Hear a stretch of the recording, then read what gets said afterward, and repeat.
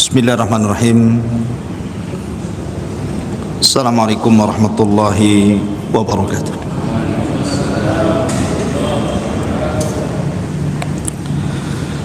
Alhamdulillah wassalatu wassalamu ala Rasulillah wa ala alihi wa sahbihi wa mawalah wa la hawla wa la quwata illa billahi wa ba'du. Alhamdulillah, di malam hari ini kembali kita bisa duduk di Masjid Muhajirin. Salawat dan salam kita aturkan kepada Nabi kita, Nabi besar Muhammad sallallahu alaihi wasallam. Kita lanjutkan kajian kita, masih membahas tafsir dari surah Al-Baqarah, dan kita masuk pada ayat ke-30. A'udzubillahi minasyaitonirrajim. Bismillahirrahmanirrahim. Wa idh qala rabbuka lil malaikati inni ja'ilun fil ardi khalifah qalu ataj'alu fiha man yufsidu fiha wa yasfiku ad-dima'a wa nahnu nusabbihu bihamdika wa nuqaddisu lak qala inni a'lamu ma la ta'lamun.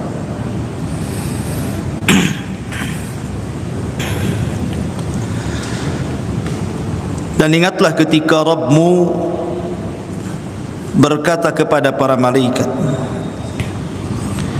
sesungguhnya diriku akan menjadikan di bumi ini seorang khalifah. Maka mereka malaikat mengatakan, apakah engkau akan menjadikan di bumi ini makhluk yang akan merusak, menumpahkan darah, sementara kami bertasbih memujimu, membersihkan namamu? Maka Allah katakan, sesungguhnya aku lebih tahu apa yang kalian tidak tahu. Taib. Ayat ke-30 dari surah Al-Baqarah ini menceritakan kepada kita tentang asal mula penciptaan makhluk dari kalangan manusia, Adam alaihi salatu wassalam. Sedikit saya berikan gambaran sebelum masuk kepada ayat ke-30 dari surah Al-Baqarah ini.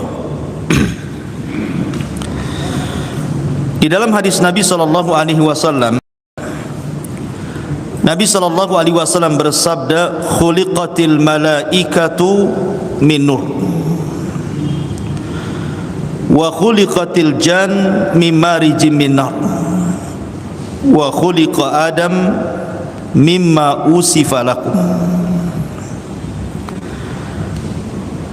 Diciptakan malaikat itu dari cahaya, kemudian diciptakan jin dari ujung nyala api, dan diciptakan Adam sebagaimana disifatkan kalian, maksudnya dari tanah.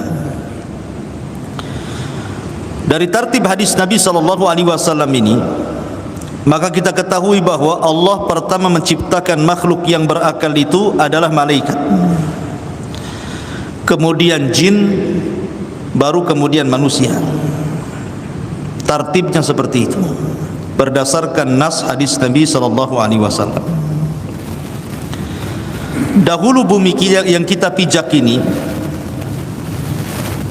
ada makhluk yang bernama Adam alaihi salatu wassalam, yang bernama jin, di mana jin ini diizinkan Allah subhanahu wa ta'ala untuk tinggal di bumi. Belum ada manusia.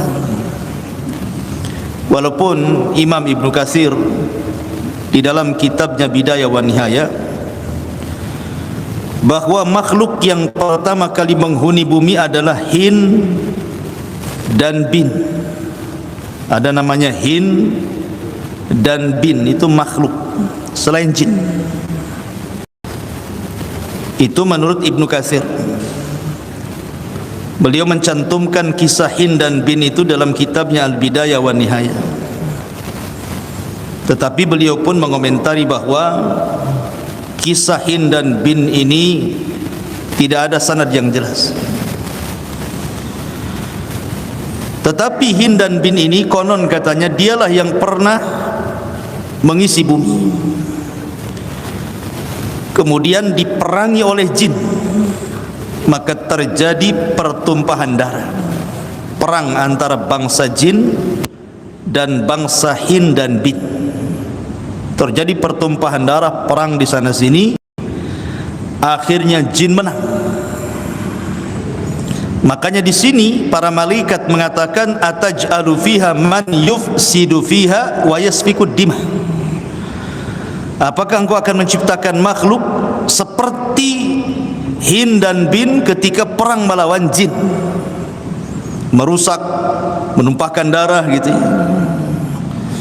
Ada yang mengatakan seperti itu. Tetapi ada juga yang mengatakan bahwa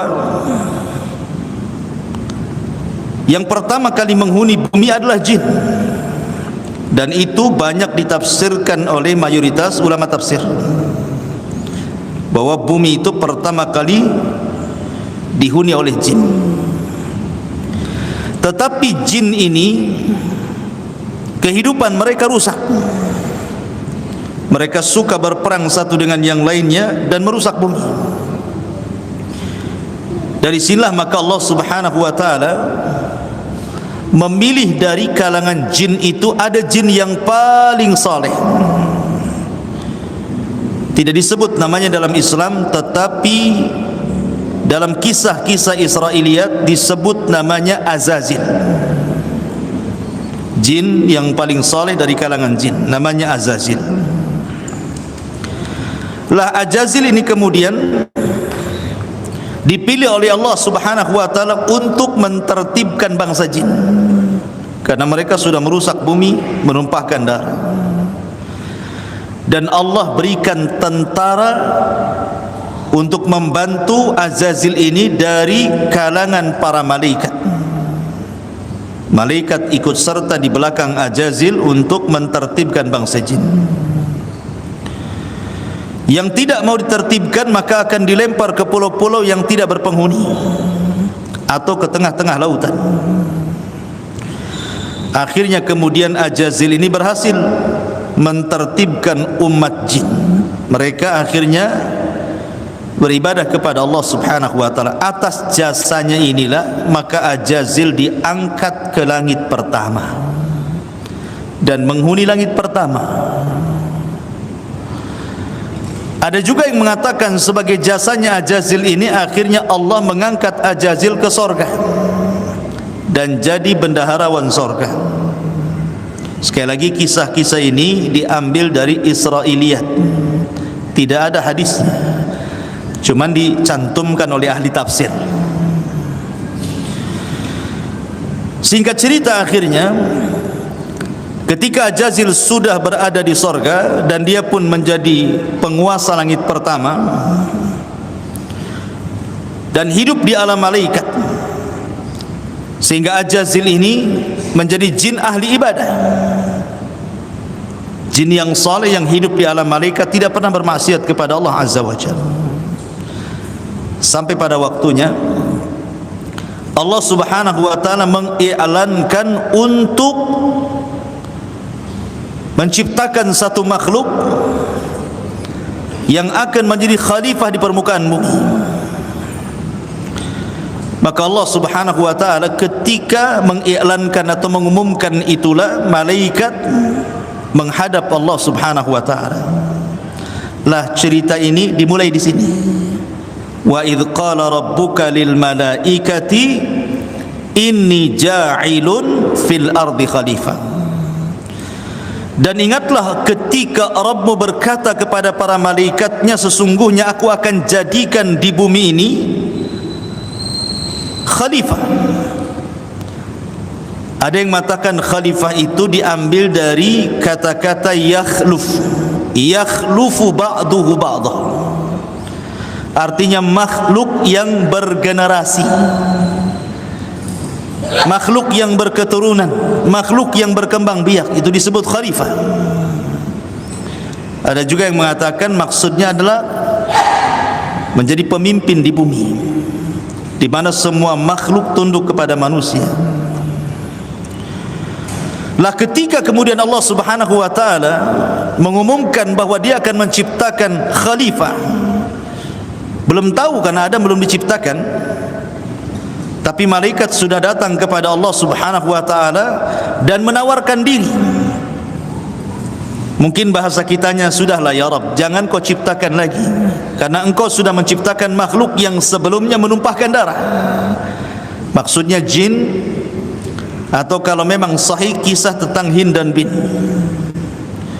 Biar kami saja makhluk, biar kami para malaikat yang menghuni bumi, biar kami di bumi bertasbih untukmu, memuji dirimu, mensucikan namamu, beribadah kepada Allah, tidak ada yang bermaksiat kepada Allah Azza wa Jalla. Sudah kami saja di bumi. Karena ta'zimnya malaikat kepada Allah Azza wa Jalla, jangan ada orang yang bermaksiat kepada Allah.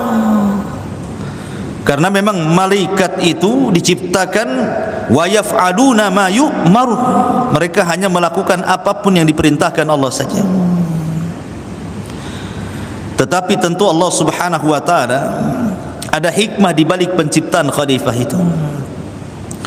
Makanya Allah Subhanahu wa taala membantah malaikat dan mengatakan, inni a'lamu ma la ta'lamu. Aku lebih paham apa yang akan kuciptakan dibandingkan kalian. Sebab nanti dari makhluk ini akan terlahir makhluk-makhluk yang jauh lebih mulia dibandingkan kalian, dibandingkan para malaikat. Malaikat beribadah wajar karena tidak ada nafsu. Malaikat itu beribadah wajar karena tidak ada dorongan syahwat untuk melakukan kemaksiatan. Mereka diciptakan hanya untuk beribadah saja. Akhirnya betul-betul Allah Subhanahu wa taala mewujudkan keinginannya untuk menciptakan makhluk. Lah ajazil, jin yang soleh dengar, karena kan hidup di alam malaikat tentu dengar. Mulai dah ada kekhawatiran kalau Allah Subhanahu wa taala menciptakan makhluk itu untuk menggeser posisi dia. Muncullah hasad di sini. Makanya para ulama seperti Al-Imam Ibnul Qayyim rahimahullahu taala mengatakan bahwa hasad itu penyakit pertama di langit, hasadnya iblis kepada Adam. Maka Allah Subhanahu wa taala mengutus malaikat Jibril untuk mengambil tanah di bumi, tapi bumi menolaknya, sehingga Jibril tidak berhasil mengambil satu tanah pun di bumi. Kemudian mengutus Mikail juga sama, tidak berhasil. Mengutus beberapa malaikat, tidak berhasil karena bumi menolaknya. Akhirnya Allah Subhanahu wa taala mengutus malakul maut. Kemudian ketika bumi berlindung kepada Allah agar malaikat maut mengambil tanah-tanah itu dan menolaknya, maka malaikat maut pun berlindung kepada Allah untuk kembali tidak mengambil tanah. Saling berlindung di sini kepada Allah. Bumi mengatakan, a'udzubillah, aku berlindung kepada Allah, kau ambil tanahku. Kata malaikat maut, aku juga a'udzubillah, aku berlindung kepada Allah untuk kembali tanpa mengambil tanahmu. Dari sini akhirnya malakul maut pun berhasil mengambil jenis-jenis tanah, bukan satu tanah. Diambilnya ada tanah yang keras, ada tanah yang lembut, yang lembek. Pokoknya diambil dari beberapa jenis tanah, dan juga dari beberapa warna tanah. Jadi ada warna hitam, ada warna merah, macam-macam warna diambil. Baru setelah mendapatkan tanah dengan berbagai macam jenis dan juga warna, diangkatlah tanah itu ke langit. Kemudian diserahkan kepada Allah Subhanahu wa taala, dan Allah bentuk langsung dengan kedua tangannya. Jadi Adam tidak diciptakan kun fayakun. Adam itu dibentuk oleh Allah. Allah yang bentuk. Ya. Kenapa Allah Subhanahu wa taala tidak menciptakan makhluk seperti malaikat kun fayakun gitu ya? Kenapa mesti dibentuk dengan seindah mungkin gitu ya? Karena salah satu hikmahnya adalah untuk menurunkan kesombongan Ajazil. Nanti kelak dia jadi iblis masalahnya. Nah, di sini ada keutamaan Adam. Pertama, Adam alaihi salatu wasalam diciptakan langsung oleh kedua tangan Allah. Yang kedua, ditiupkan ruh langsung oleh Allah Azza wa Jal. Yang ketiga, para malaikat disuruh sujud.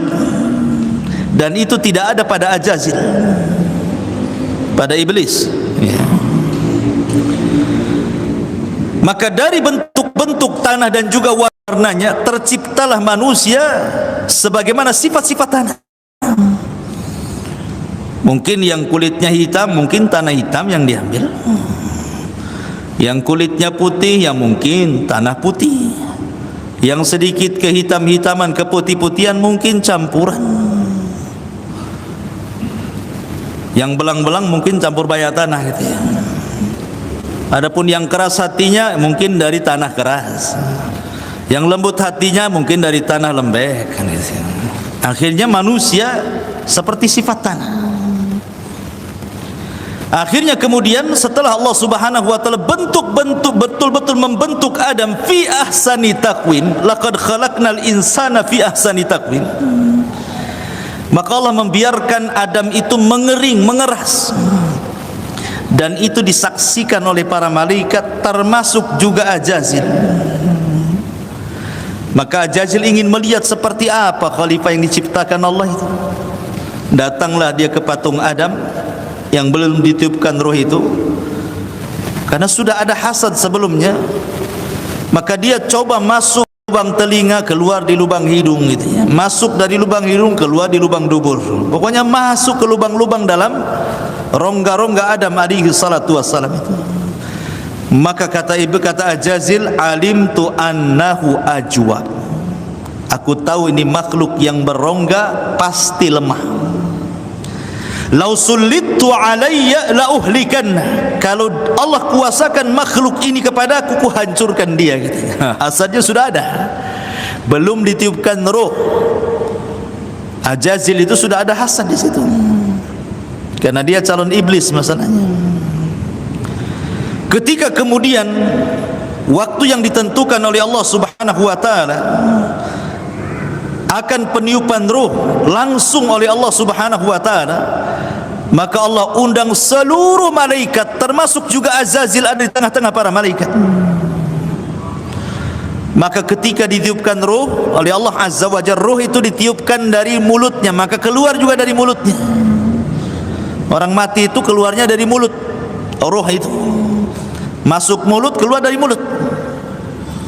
Ditiupkan ruh, tiba-tiba baru sampai tenggorokan.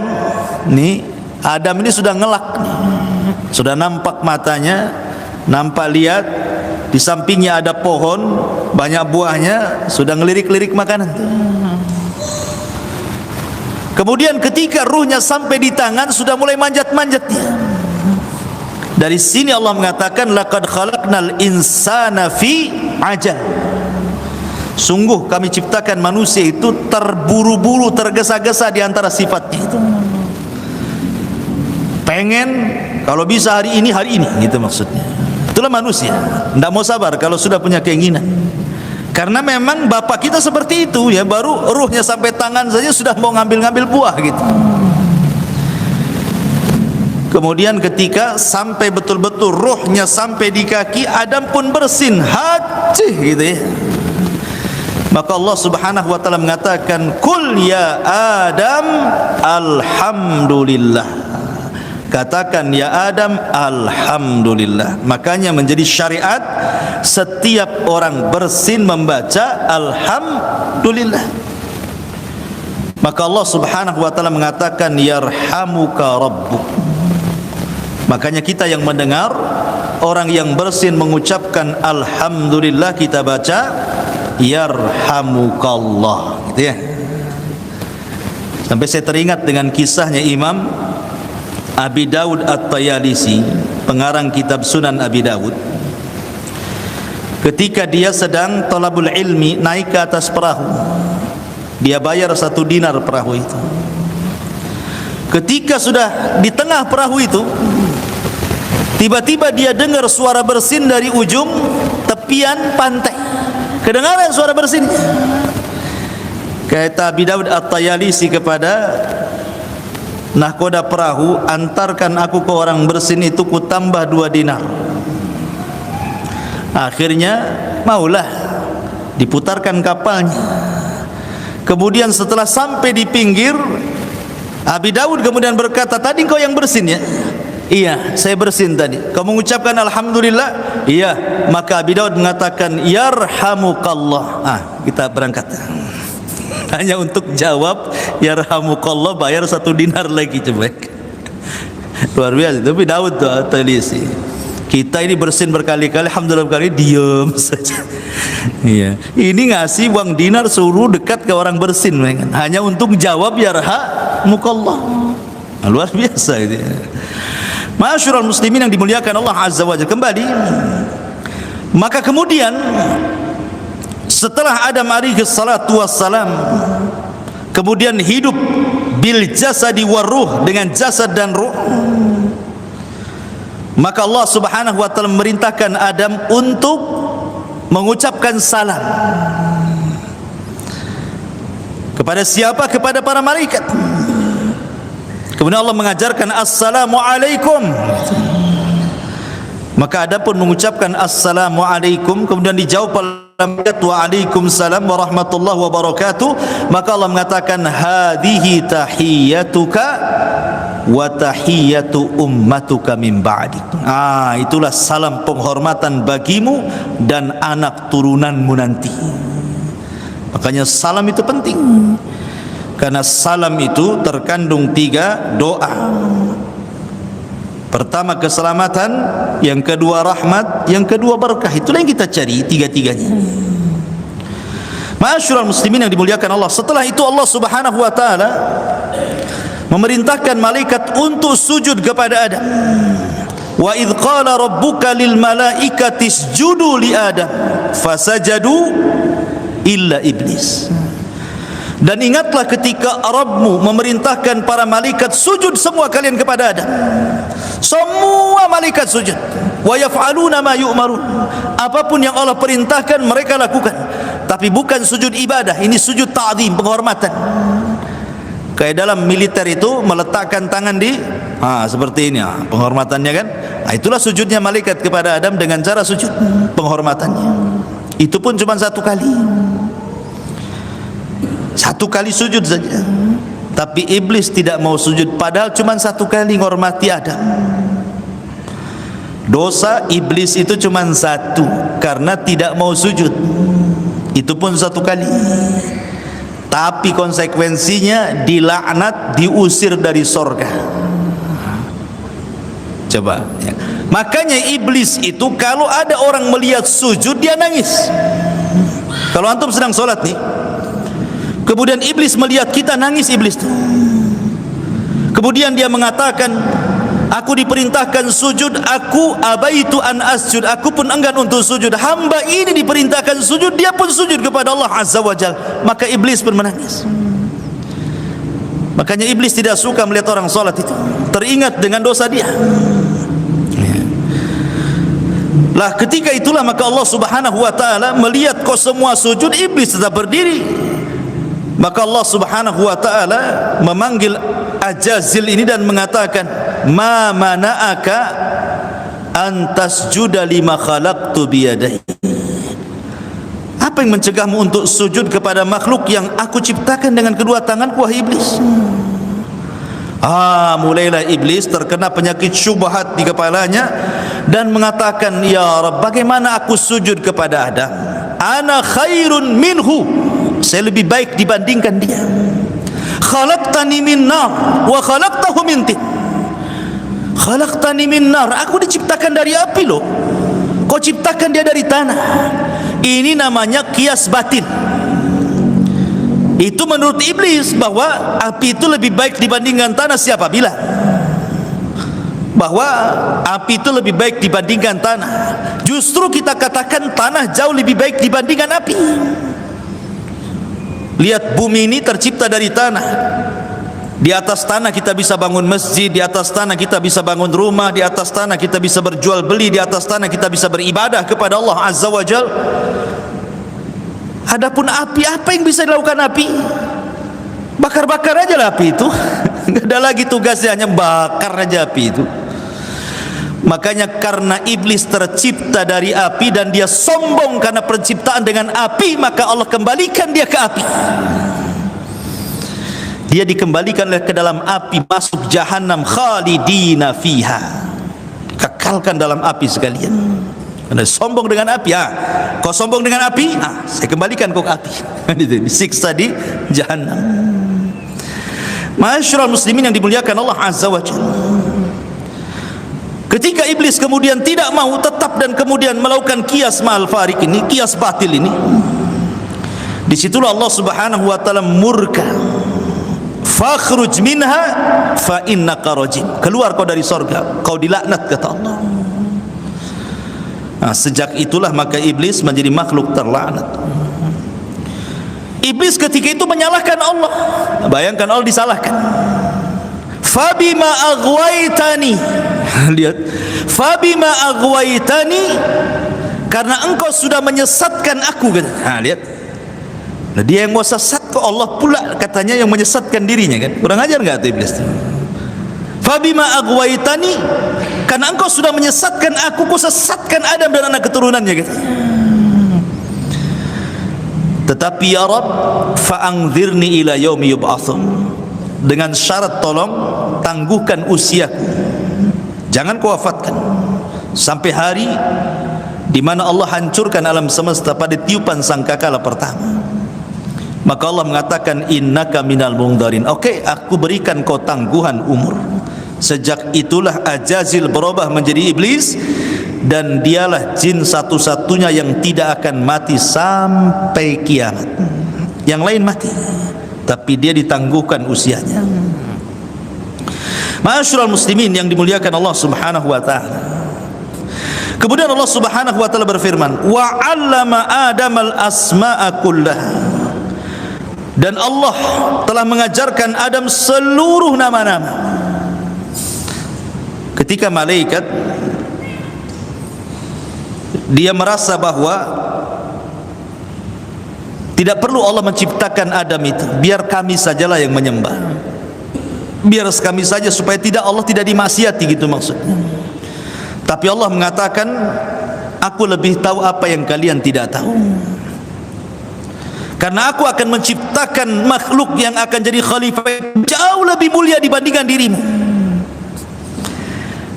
Bukti kemuliaan makhluk yang akan diciptakan Allah ini adalah wa 'allama Adamal asma, dan itu tidak ada pada para malaikat. Manusia dilebihkan dari segi ilmu, yang ilmu itu mengangkat derajat manusia di atas para malaikat. Tetapi ada juga manusia yang justru melesat ke bawah, lebih jahat dibandingkan binatang ternak. Ulaika kal an'am wa balhum adhal. Jadi itu ada Quran surah Al-An'am itu. Mereka seperti binatang ternak, buah lebih sesat dibandingkan binatang ternak. Tapi ada makhluk-makhluk, ada manusia itu yang kemuliaannya melebihi bangsa malaikat. Termasuk Adam alaihi salatu wasallam dimuliakan dari sekian para malaikat. Dengan apa kemuliaan Adam? Dengan ilmu. Wa 'allama Adamal asma'a kullaha, maka Allah ajarkan Adam nama-nama semuanya. Dan malaikat tidak memiliki ilmu seperti ini. Ada yang mengatakan dari ahli tafsir bahwa maksudnya wa 'allama Adamal asma itu artinya Adam alaihi salatu wassalam itu diajarkan oleh Allah Azza wa Jal berbagai macam bahasa. Adam itu tahu. Nanti nih di antara turunannya kan akan berbagai macam bahasa yang akan mereka katakan. Di barat ada bahasa Inggris, di Spanyol ada bahasa Spanyol, kan? Ya. Di Indonesia saja macam-macam bahasa, ada Sundanya, ada Jawanya, ada Padangnya, ada Bataknya, ada Lomboknya, ada Melayunya, gitu. Seandainya Adam, pamannya nih, Adam singgah ke Batam nih, ketemu orang Melayu, pakai bahasa Melayu dia. Kemudian dia safar ke Jawa, pakai bahasa Jawa. Safar ke Batak, pakai bahasa Batak. Safar ke Alor, pakai bahasa Alor, gitu. Jadi dia mampu menguasai semua bahasa yang akan diucapkan oleh seluruh keturunannya. Safar ke Inggris pakai bahasa Inggris, safar ke Spanyol pakai bahasa Spanyol. Begitulah maksudnya. Wa 'allama Adam al-asma'a kullaha. Adam mentafsirkan bahwa Adam itu diajarkan berbagai macam bahasa yang akan diucapkan oleh umatnya, oleh keturunannya. Ada juga yang mengatakan bahwa Adam diberikan atau diajarkan nama-nama itu artinya nama-nama yang ada di permukaan bumi ini, laut ini, gunung ini, pohon ini, daun ini, ulat ini, semua diajarkan. Makanya tidak ada di permukaan bumi kecuali ada namanya. Bunga, sekian bunga satu-satu ada namanya. Ada janda bolong, ada janda ini, ada janda itu, gitu ya. Semua manusia tahu. Kalau tidak ada namanya, dikasih nama. Kayak waktu kami dulu di Yaman, di Bene Dhobian itu kan tempat sungai itu. Sungai itu dari Sad Ma'rib, bendungan Ma'rib ini sekali, kalau beberapa bulan sekali itu dicabut bendungannya, nanti akan banjir itu. Jalan yang tadinya jalan mobil jadi sungai. Nanti 3 hari ditutup lagi itu bendungannya. Kalau sudah ditutup bendungannya, maka airnya makin sat itu banyak ikan banyak sekali. Ikannya bukan kecil, ikannya itu 1 meter, segede paha ikan segede. Kan setannya orang Yaman itu, ikan itu apa namanya? Orang Yaman nggak tahu. Ya samak lah, ikan semua dibilang samak orang sana itu. Kalau kita kan ada mujairnya, ada nilainya.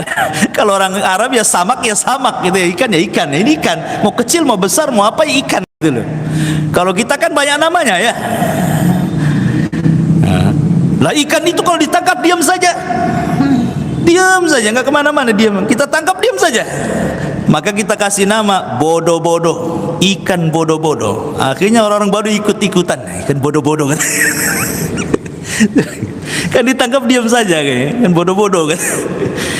Ma'asyiral muslimin yang dimuliakan Allah Azza. Artinya bahwa Adam diberikan ilmu, nama ini nama itu, macam-macam nama. Ya. Lah dari situlah kemudian Allah unggulkan Adam dari segi ilmu di antara seluruh malaikat. Makanya ilmu itu penting, karena Allah mengangkat derajat seseorang. Yarfa'illahu alladhina amanu minkum walladhina utul ilma darajat. Ya. Allah angkat orang-orang yang beriman dan orang-orang yang berilmu di antara kalian beberapa tingkatan, bahkan lebih tinggi dibandingkan para malaikat. Bahkan malaikat senang kalau ada orang sedang talabul ilmi, mereka datang kemudian memintakan ampun orang-orang yang sedang bermajlis ilmu kepada Allah Azza wa Jalla. Summa aradahum 'alal malaika. Kemudian Allah Subhanahu wa taala memanggil para malaikat. Kemudian Allah katakan, ambiuni bi asma'i haula in kuntum shadiqin. Hei para malaikat, saya akan tes kalian, ini apa namanya, itu apa namanya, ini apa namanya. Qalu, malaikat mengatakan, subhanak, maha suci engkau ya Rabb, la ilma lana illa ma 'allamtana. Kami tidak punya ilmu pengetahuan tentang ini nama itu. Kami hanya mengetahui apa yang kau ajarkan saja. Innaka antal alimul hakim, karena engkau zat yang maha mengetahui lagi maha bijaksana. Maka mulailah Allah Subhanahu wa taala suruh Adam membuktikan pengetahuannya, bahwa pengetahuan di atas para malaikat. Qala ya Adam ambihum bi asma'ihim, falamma ambahum bi asma'ihim qala alam aqul lakum inni a'lamu ghaibas samawati wal ard wa a'lamu ma tubduna wa ma kuntum taktumun. Adam, kasih tahu tuh malaikat itu, ini namanya apa, itu namanya apa, ini namanya apa, itu namanya apa. Dan Adam sebut satu-satu. Maka Allah Subhanahu wa taala katakan, setelah Adam kemudian lulus dari ujian Allah menyebut nama-nama itu, maka Allah katakan kepada para malaikat, bukankah sudah kukatakan kepada kalian para malaikat, saya mengetahui yang gaib di langit dan di bumi, dan saya mengetahui apa yang kalian tampakkan atau apa yang kalian sembunyikan. Itu makna dari kata-kata inni a'lamu ma la ta'lamun. Aku tahu apa yang kalian tidak tahu. Karena buktinya dari Adam alaihi salatu wasalam lahir para nabi. Dari Adam alaihi salatu wasalam lahir para siddiqun.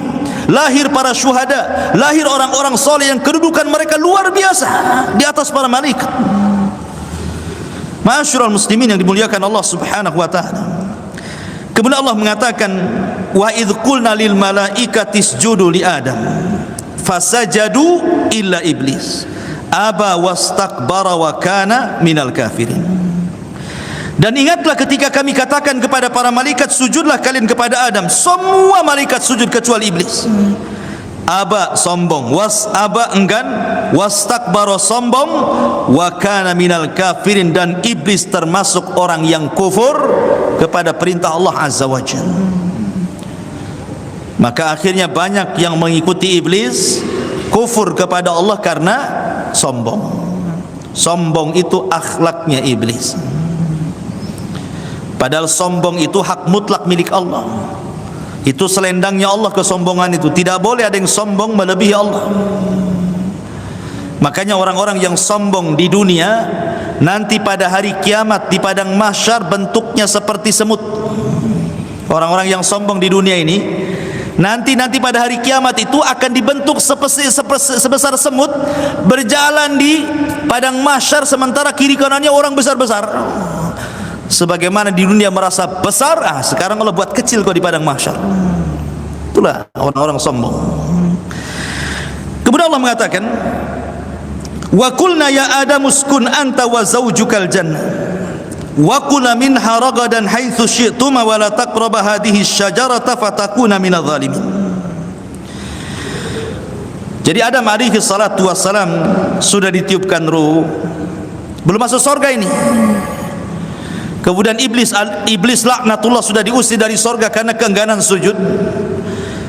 Maka kemudian ketika Adam ditidurkan oleh Allah Subhanahu wa taala, saat tidur itulah Allah ambil dari tulang rusuk sebelah atas. Tulang rusuk itu makin ke atas itu makin bengkok, tapi kalau ke bawah makin renggang dia, ya. Makanya diambil tulang rusuk yang paling atas, yang paling bengkok, yang dekat dengan jantung tuh sebelah kanan.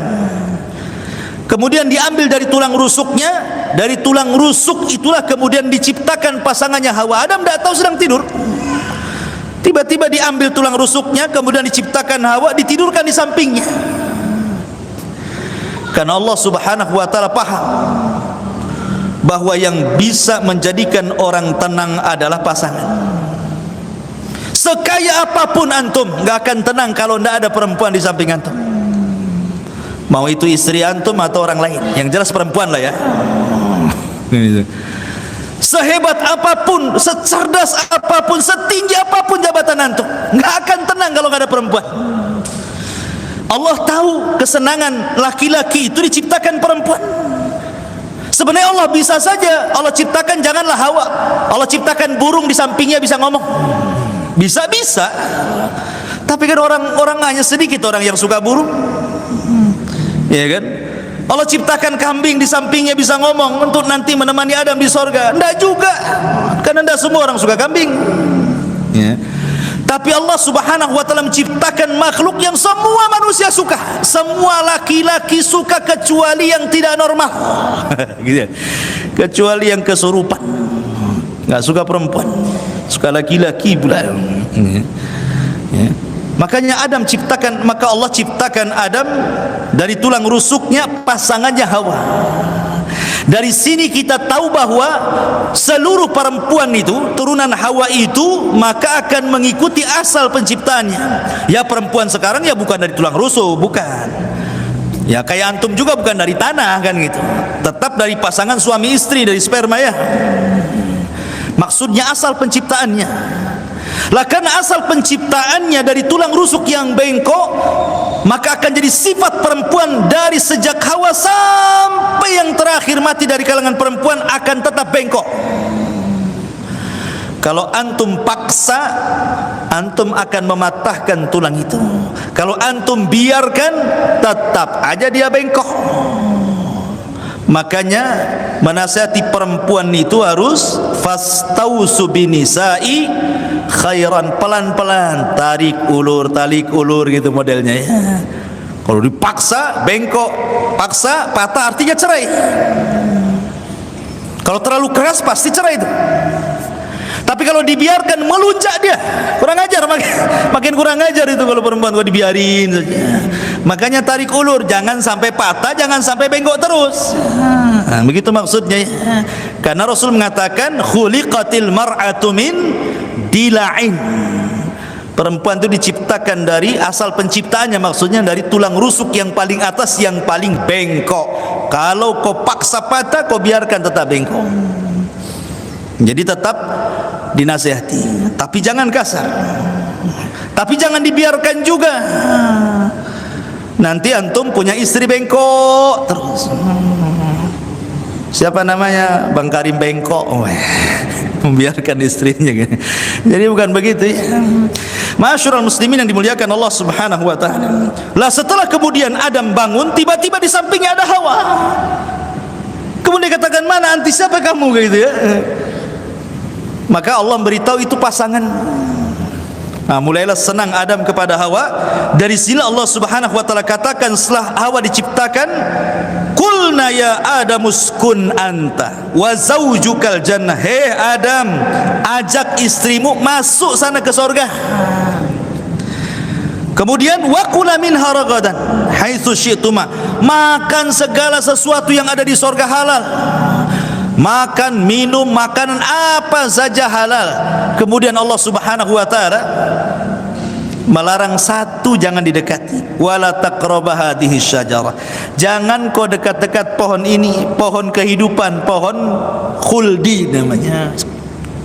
Makanya buahnya disebut buah khuldi, pohon kehidupan. Jangan kau dekati satu pohon ini. Kenapa Allah Subhanahu wa taala menciptakan satu pohon ini? Tentu ada hikmah di balik penciptaan pohon yang dilarang untuk didekati Adam. Kenapa? Karena Adam tidak diciptakan untuk hidup di sorga, tapi diciptakan untuk hidup di bumi. Tetapi Allah itu tidak mungkin langsung menurunkan Adam ke bumi. Idza aradallahu syai'an ahya asbabah. Kalau Allah menghendaki sesuatu, Allah akan hidupkan sebabnya dulu. Enggak main-main taruh di bumi ya, tapi Allah itu hidupkan sebabnya. Sama dengan orang, kalau sudah Allah persiapkan orang ini kaya, maka Allah buatkan sebabnya. Akhirnya dia rajin kerja, akhirnya jadi kaya ya. Jadi Allah hidupkan sebabnya dulu. Diciptakanlah pohon itu, pohon larangan, buah khuldi itu, syajaratul khuldi namanya. Lah iblis karena sudah diusir dari sorga, rupanya hasadnya kenyataan, dia sudah di luar sorga. Adam pula dan Hawa di sorga, makin besar hasadnya. Ada yang mengatakan ini kisah Israiliyat, tidak ada hadisnya, ini kisah Israiliyat, tapi dicantumkan oleh ahli tafsir bahwa ada ular yang keluar masuk sorga. Akhirnya kemudian Adam dan ular ini bekerja sama supaya iblis bekerja sama dengan ular supaya dia bisa masuk sorga. Bagaimana caranya? Maka iblis masuk ke jalur darah ular itu, kemudian masuk ke dalam sorga. Makanya kenapa jin itu masuk, kalau menggoda kita ini masuk dari jalan darah. Inna syaitan yajri majra dam ibni Adam. Berhasil dia masuk. Ada juga yang mengatakan iblis tidak masuk, iblis tetap di luar sorga. Tapi Allah berikan kekuasaan ataupun Allah berikan kemampuan kepada iblis bisa menghantarkan was-wasnya dari luar sorga ke dalam sorga. Bagaimana caranya? Wallahu a'lam. Yang jelas Allah takdirkan iblis mampu memberikan was-was dari luar sorga ke dalam sorga ya. Akhirnya kemudian Adam pun diberikan was-was, selalu sedikit-sedikit melihat pohon itu, melihat buahnya, melihat pohon itu, melihat buahnya. Kadang mendekat, kadang menjauh, kadang mendekat, kadang menjauh. Pokoknya diberikan was-was. Tapi Adam dan juga Hawa belum bergeming keimanannya, belum mau memakan, hanya melihat-lihat, termakan was-was saja. Sampai akhirnya kemudian iblis pun bersumpah di hadapan Adam dan juga Hawa. Wa qasamahuma inni lakuma laminan nasihin. Kemudian kata iblis, demi Allah, sesungguhnya aku ini bukan siapa-siapa, aku ini hanya pemberi nasihat. Kenapa Allah Subhanahu wa taala melarang kalian dua untuk mendekati pohon ini? Kenapa? Ada alasannya. Karena kalau kalian makan dari buah pohon ini, antakuna malakaini au takuna minal khalidin. Nanti kalau kau habis makan buah itu kau jadi malaikat, atau minimalnya kau dikekalkan di sorga. Oh, mikir ada tuh, jadi malaikat enak juga ya. Kekal di sorga mantap juga. Ya. Dari situlah maka iblis tertarik dengan sumpahnya iblis. Adam tertarik dengan sumpahnya iblis, karena tidak mungkin ada orang bersumpah untuk kedustaan itu di alam malaikat. Ini alam malaikat ini. Kok ada bersumpah untuk kedustaan, kan mustahil gitu. Karena ini di alam malaikat masalahnya. Dan belum ada orang bersumpah sebelumnya untuk kedustaan.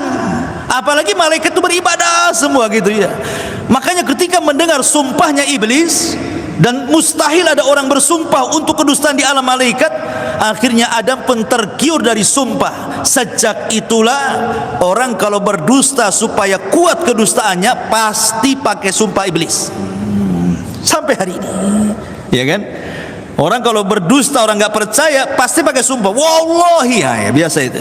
Apalagi di pasar, wallahi nggak dapat dari sana, tawar pula segitu, padahal dapat. Ya kan? Akhirnya kemudian iblis pun berhasil, bukan hanya memberikan was-was, berhasil mempengaruhi keduanya. Akhirnya keduanya memakan buah larangan. Apa yang terjadi? Fa'azallahuma syaitan.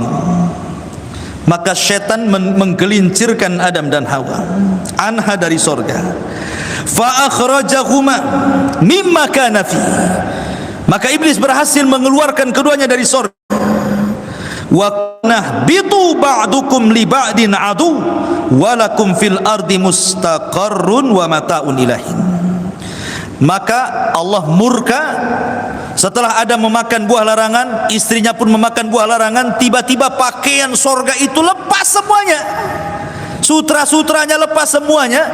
Maka Adam pun telanjang bulat, Hawa pun telanjang bulat. Akhirnya satu dengan yang lainnya malu. Adam lari ke sana, Hawa lari ke sana di sorga. Lari kemana saja, makhluk di sorga itu bisa bicara. Tidak ada makhluk di sorga tidak bicara. Pohon bisa bicara, minimalnya mengucapkan salam. Malu. Ya, mau pergi kemana Adam putar-putar di sorga itu. Akhirnya kemudian Allah subhanahu wa ta'ala katakan, kulnah bitu ba'dukum li ba'din. Sudah kalian turun semuanya. Hei Adam, hei Hawa, hei iblis, turun kalian ke bumi semuanya. Sesama kalian akan saling bermusuhan. Iblis musuhnya dua. Kalau Adam musuhnya satu, iblis. Hawa musuhnya satu, iblis. Tapi iblis musuhnya dua. Dia harus menghadapi Adam, dia harus menghadapi Hawa, iblis itu. Makanya ketika iblis kemudian tidak bisa dari jalur laki-laki, maka dia masuk dari jalur perempuan. Karena musuhnya dua masalahnya. Ya. Laki-laki dan perempuan. Kalau laki-laki dan perempuan dari kalangan manusia, musuhnya satu, musuh bersama gitu ya, iblis gitu ya. Iblis dua musuhnya. Jadi satu lawan dua.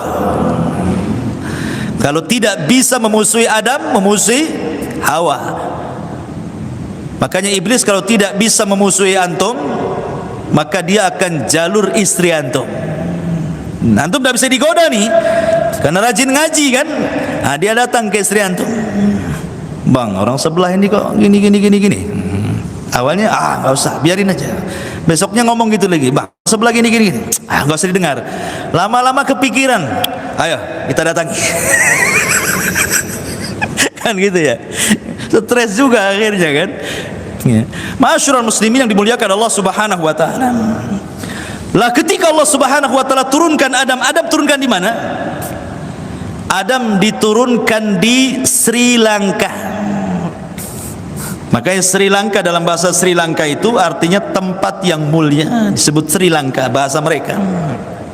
Disitulah Adam diturunkan di Sri Lanka sana. Adapun Hawa diturunkan di Jeddah, sama itu. Nah, di Jeddah artinya nenek, karena nenek kita turun di situ Hawa, namanya Jeddah sampai sekarang. Ya. Kemudian iblis diturunkan di mana? Iblis diturunkan di lautan. Makanya istananya di lautan. Apakah di segitiga Bermuda? Wallahu a'lam. Yang jelas turun di lautan. Artinya sudah punya masing-masing tempat. Malaikat di langit, Iblis dan bala tentaranya di lautan, Adam dan Hawa di daratan. Ketika kemudian Iblis di lautan, Adam di Sri Lanka, kemudian Hawa di Jeddah, ni saling mencari nih. Hawa mencari Adam, Adam mencari Hawa, gitu ya. Jalan ke sana kemari, akhirnya Allah takdirkan mereka pun tanpa sadar, Hawa berjalan, Adam berjalan, rupanya sudah dekat tapi belum ketemu. Maka tempat itu disebut Muzdalifah. Tazal apa namanya? Kenapa disebut Muzdalifah? Karena berdekatan dalam bahasa kitanya. Adam sudah dekat, Hawa sudah dekat tapi belum ketemu. Maka tempat itu sampai sekarang disebut Muzdalifah. Antum yang haji tahulah Muzdalifah. Karena itu diantara manasik haji di situ. Ya. Kemudian akhirnya dari Muzdalifah ini pada sudah dekat, akhirnya ketemu, makin dekat, ketemulah Adam dan Hawa. Maka dalam bahasa Arabnya ta'araf, saling mengenal. Maka tempat pertemuan Adam dan Hawa itu disebut Arafah. Ya. Namanya Arafah namanya. Ada Muzdalifah, ada Mina, ada Arafah. Disebut Arafah karena kenal, oh kamu Hawa ya, oh kamu Adam, ketemu. Kenalah Adam dan Hawa.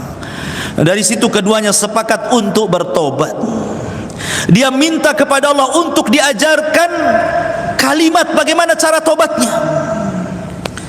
Gimana cara tobatnya ya Rabb? Kalimat apa yang harus saya ucapkan?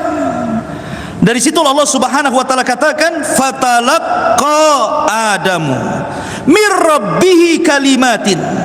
Maka Adam pun kemudian meminta kepada Rabbnya, ajarkan beberapa kalimat ya Rabb. Akhirnya kemudian Allah pun mengajarkan kepada Adam beberapa kalimat. Dan kalimat yang pertama diajarkan Allah untuk bertobat adalah kalimat Rabbana zalamna anfusana wa illam taghfir lana wa tarhamna lanakunanna minal khasirin. Inilah kalimat pertama yang diucapkan di bumi. Rabbana atina fid dunya Rabbana zalamna anfusana wa illam taghfir lana wa tarhamna lanakunanna minal khasirin. Ya Rabb, kami sudah mendolimi diri-diri kami. Kalau engkau tidak mengampuni dosa-dosa kami, tentu kami akan menjadi hamba-hambamu yang merugi. Ketika Adam dan Hawa mengucapkan kalimat ini, apa yang terjadi? Fataba alaihi, Allah pun mengampuni dosanya. Innahu huwat tawwabur rahim, karena dia zat yang maha pemberi tobat lagi maha penyayang. Kemudian Allah mengatakan, Qul nahbitu minha jami'an. Kembali sedikit saya kasih keterangan. Arafah itu bukan tanah haram, itu tanah halal namanya. Kan Mekah itu kan ada tanah haram, dilingkungi tanah haram. Di luar tanah haram disebut tanah halal. Ya. Arafah itu di luar tanah haram. Kemudian ketika Adam alaihi salatu wassalam sudah diampuni dosanya, Allah ajarkan kalimat itu, kemudian Adam kembalikan kalimat itu kepada Allah dan Allah ampuni dosa-dosa Adam. Artinya Adam sudah tidak punya dosa lagi, Hawa sudah tidak punya dosa lagi. Makanya siapapun yang datang ke Arafah dengan berlumuran dosa, kemudian mengucapkan Rabbana zalamna anfusana wa illam taghfir lana wa tarhamna lanakunanna minal khasirin, dijamin dosanya dihapuskan sebagaimana Adam alaihi salatu wassalam. Makanya kenapa orang yang haji itu yang menentukan ibadah haji di mana? Di Arafah. Kata Nabi SAW, al-hajju arafatun, haji itu penentuannya di Arafah. Disitulah Nabi mengatakan, man hajjal baita falam yarfus walam yafsuk raja'a kayaumin waladathu ummuhu. Siapa yang haji tidak mengeluarkan kata-kata kotor, tidak melakukan kefasikan, maka pulang dari haji seperti bayi yang dilahirkan dan akan berdosa. Kenapa? Karena sudah dihapuskan dosanya di Arafah. Al-hajju Arafah. Ini enggak orang lagi wukuf di Arafah, bukannya minta ampun, selfie di situ. Oh, itu ada artis tuh, kita deketi, ya, boleh nggak saya foto? Gimana ceritanya? Ya. Arafah itu kesempatan, memang Allah uji di Arafah itu karena memang panas di situ, nggak ada pohon, namanya di bukit gitu ya. Disitulah ujiannya, disitulah kesempatan Allah turun di Arafah itu, dan Allah ampuni semua manusia yang hadir di situ. Sampai-sampai Hasan Al-Basri mengatakan, celaka orang yang mengatakan bahwa Allah tidak bisa mengampuni manusia di Arafah itu. Allah itu Maha Pengampun. Maka jangan sia-siakan orang haji kalau sudah sampai di Arafah. Disitulah kesempatan sebagaimana ada dalam Hawa menebus dosa di Arafah, maka mintalah ampun kepada Allah Azza wa Jalla. Sayang sudah sampai di Arafah. Makanya ketika sudah tidak ada dosa lagi, apa yang terjadi? Maka Adam pun baru melangkah dari tanah halal masuk ke tanah haram. Sehingga masuk ke tanah haram itu sudah enggak punya dosa. Masuk ke Ka'bah itu sudah enggak ada dosa, karena akan masuk ke rumah Allah, Baitullah, tempat yang suci, sehingga kita harus suci. Itu hikmahnya kenapa kemudian ada hikmah dari Adam, taubatnya Adam di Arafah itu, khususnya Anda yang ingin berangkat haji. Ya. Ma'asyiral muslimin yang dimuliakan Allah Azza wa Jalla, lanjut. Wa id qulna dkhulu hadhihi al-qaryah. Qulna bitu minha jami'an. Kami katakan, hei Adam, hei Hawa, hei Iblis, keluar kalian semua. Fa imma ya'tiyannakum minni hudan faman tabi'a hudaya fala khaufun alaihim wa lahum yahzanun. Kalau kalian bertiga nih dah sampai di bumi, kelak aku turunkan hidayahku kepada kalian dan kepada anak cucu kalian. Maka barang siapa yang mengikuti petunjukku, dia tidak akan takut dan dia tidak akan bersedih hati.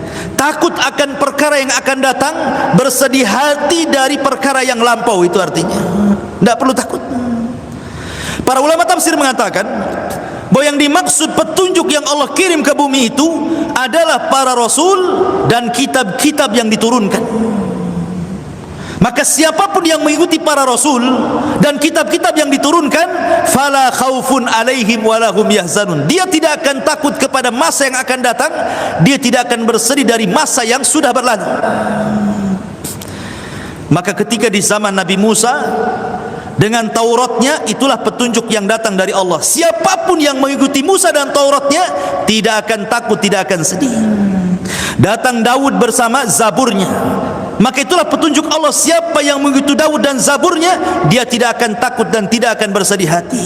Kemudian datang Isa dan Injilnya, dan terakhir datang Muhammad sallallahu alaihi wasallam dan juga Al-Quran. Siapapun yang mengikuti Rasul dan Al-Quran yang dibawanya, itulah petunjuk Allah. Siapa yang mengikuti Rasul dan Al-Quran yang dibawanya, fala khaufun, tidak akan takut akan masa yang akan datang, dari azab kubur, dari azab padang mahsyar, dari azab neraka. Tidak perlu takut.